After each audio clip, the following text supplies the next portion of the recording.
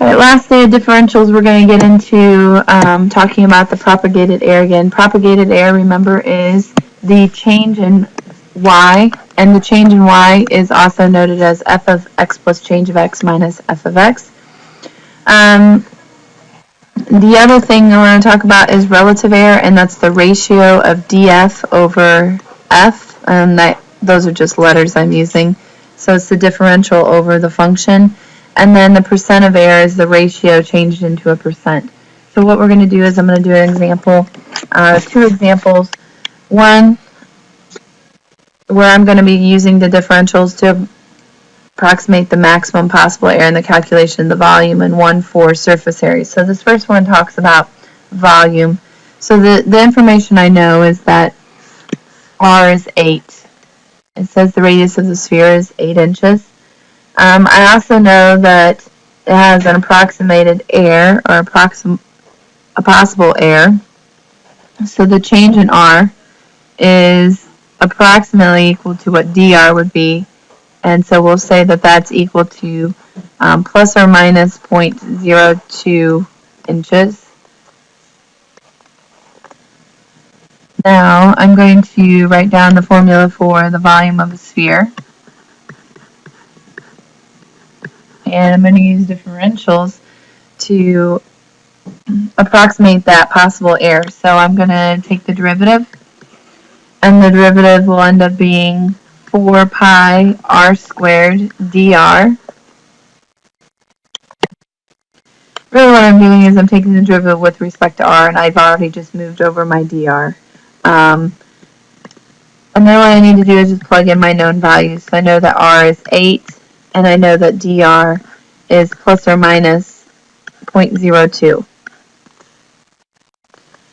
What I have then is I end up, when I multiply all those numbers together, plus or minus 5.12 pi, and that would be inches cubed.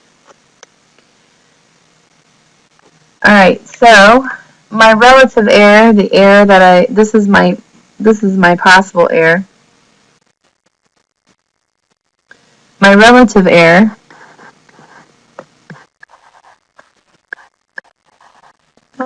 didn't spell that right. My relative air is denoted as dV over V. Well, dV is 4 pi r squared dr, and V is 4/3 pi r cubed. Well, I know that 4 divided by 4/3 is 3. My r's would cancel, and I'd have one r left on the bottom, and dr would be left on top. So I can say my relative air in this would be 3 times 0.02 all over 8, which would give me 0.0075. The percent air then is 0.75%. Right, this is the last example in this section. I will be finding now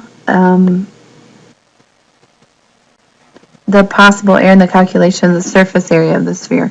So again, I know that from the directions that R is 8, and I know that dr is equal to plus or minus 0.02 inches. I really should say it's approximately that, because the change in R is equal to that. And dr is just an approximation.